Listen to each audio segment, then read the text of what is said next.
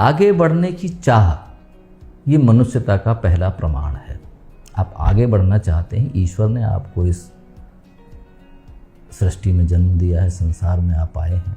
आगे बढ़ने की चाह स्वाभाविक है, लेकिन आगे बढ़ने के मानदंड क्या?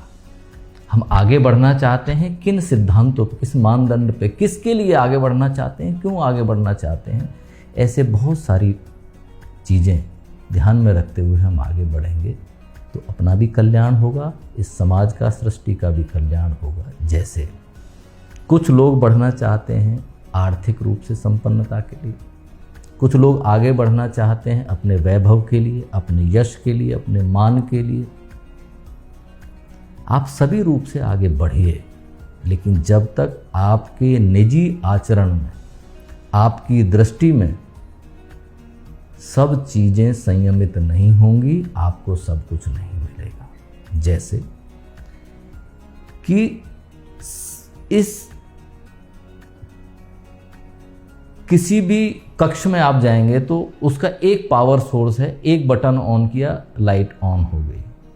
ऐसे ही ये हमारी सृष्टि है।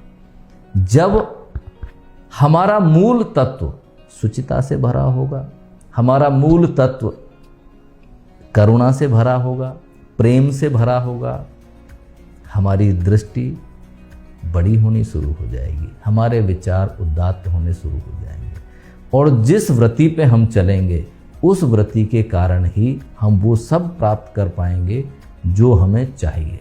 लेकिन दूसरा, एक प्रश्न में ही दूसरी बात आपने जो कही कि हम किन कारणों से या किसी को कष्ट ना पहुंचाते हुए आगे बढ़ें, तो जो मैंने अभी पहले बात बताई आपको समझ में आएगा कि जब हम इस मार्ग पे चलेंगे तो किसी को कष्ट होगा ही नहीं। कष्ट कब होता है?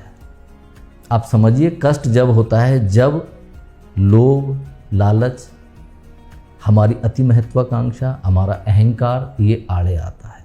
तो आप नोटिस करेंगे समाज में भी किसी को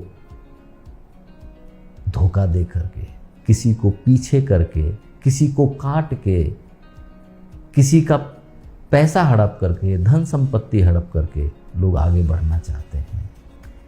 आपको समझ में आएगा कि जब इस वृत्ति से आगे बढ़ता है तो उसको कुछ दूर तो चलने में अच्छा लगता है, लेकिन वो कहीं पहुंचता नहीं है, क्योंकि जिस मानसिकता से उसने किसी को धोखा दिया, किसी का दिल दुखाया, अपना धन संचय किसी को कष्ट दे करके किया है, अपने नाम को, अपने यश को बढ़ाया है किसी ट्रिक से, किसी को कष्ट दे करके, किसी के मन को विहल करके, तो आपको समझ में आएगा कि उसका यश, उसका धन संपत्ति एक कालखंड के लिए है।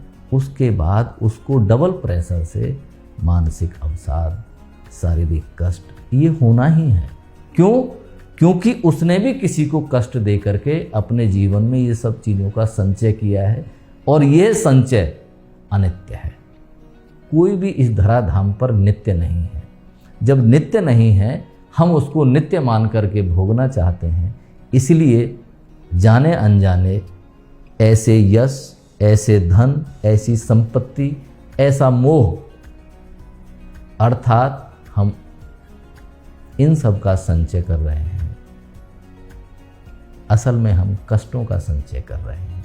अपने कष्टों को अगर आपको दूर करना है तो आप मोह के बिना, अहंकार के बिना, कुदृष्टि के बिना सद्मार्ग पे आगे बढ़िए।